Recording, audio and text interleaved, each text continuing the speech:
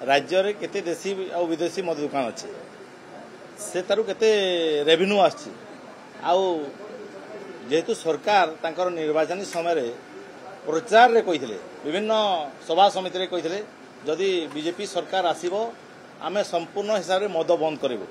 किंतु आज more question रो उत्तर देछंती राज्य रे मद बंद हबनी राज्य रे मद बंद हबनी नूतन दुकान खोलिबा कथा न तांकर जो प्रतिश्रुति देथिले जनसाधारण को कि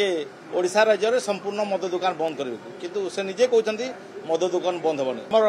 अबकारी नीति आनिले कोन हबो तांकर जो कथा को रखिबा कथा जो कथा देथिले ओडिशा जनसाधारण को आज जो मिथ्या प्रतिश्रुति देउचंती आज लोगों को ठकी निर्वाचन जीति आगामी दिन में ओडिशावासी उचित जवाब देवे राज्य रे केते देशी और विदेशी मद दुकान अच्छे से तारू केते रेवेन्यू आछि आउ जेहेतु सरकार तांकर निर्वाचन समय प्रचार रे कहिथिले विभिन्न